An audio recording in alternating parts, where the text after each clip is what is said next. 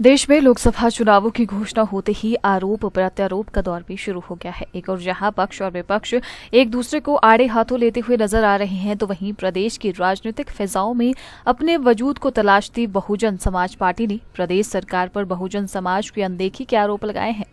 Bahujan Samaj party सचिव अनिल कुमार मंगेट ने शिमला में पत्रकार वार्ता कर कहा कि 2019 से 2024 के वर्ष के लिए अनुसूचित जाति विकास सब प्लान के तहत 15,000 करोड़ आए, जिसका अभी तक कोई भी प्रयोग बहुजन समाज के विकास के लिए नहीं किया गया।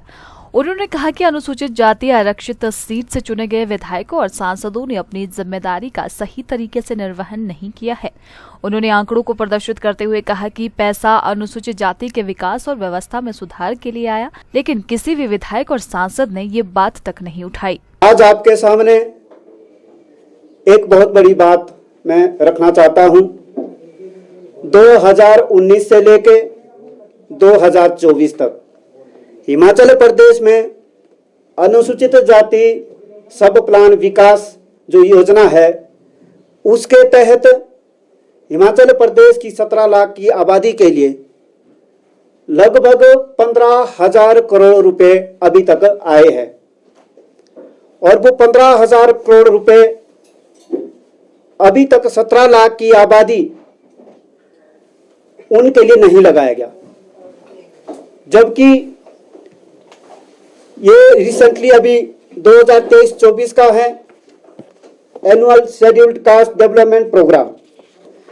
इस साल 2399 करोड़ रुपए सेंट्रल गवर्नमेंट से आया है और उसके साथ अतिरिक्त 879 करोड़ रुपए इसके अतिरिक्त आया है। ये लगभग 3200 करोड़ रुपए के लगभग बनता है। और ऐसा ही 2022-23 के लिए भी 3,000 करोड़ रुपए से ज्यादा का बजट आया है। 2019-20 की साल के लिए भी ये बजट आया है। 2021 इसके लिए भी 1990 करोड़ सेंट्रल गवर्नमेंट से आया है और 853 करोड़ अतिरिक्त बजट आया है। 21-22 के लिए 2369 करोड़ रुपए आया है और साथ में 981 करोड़ रुपए अतिरिक्त बजट आया है। ये सारा मिला करके 15,000 करोड़ रुपए बनता है। परंतु आश्चर्य की बात यह है कि 15,000 करोड़ रुपए अभी तक लोगों के विकास के लिए नहीं लगाया। अगर 15,000 गांव भी 17 लाख आबादी के अगर 15,000 गांव भी अनुसूचित जाति के हिमाचल प्रदेश में होंगे तो प्रत्येक गांव के विकास के लिए 1 करोड़ रुपए पहुंचना था। पैसा अनुसूचित जाति के विकास के लिए आया है।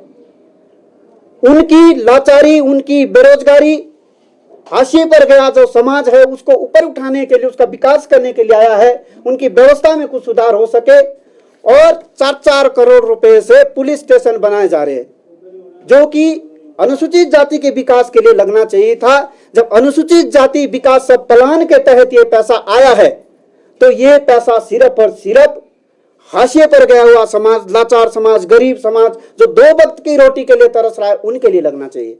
बहुजन समाज पार्टी का संदेश है कि अगर भारतीय संविधान को बचाना है, भारतीय संविधान को प्रोटेक्ट करना है और भारतीय संविधान में निहित जो उद्देश्य है कि इस देश को परम वैभव तक ले जाना है, अगर देश को परम वैभव तक ले जाना चाहते हैं, एक सूत्र से देश को बांधना चाहते हैं, एकता, अखंडता में, समानता में देश को रखना चाहते हैं और सच में ही देश को विकसित करना चाहते हैं, तो भारतीय संविधान की सुरक्षा के लिए सभी लोग ये कदम उठाए, बहुजन समाज पार्टी का सपोर्ट करें।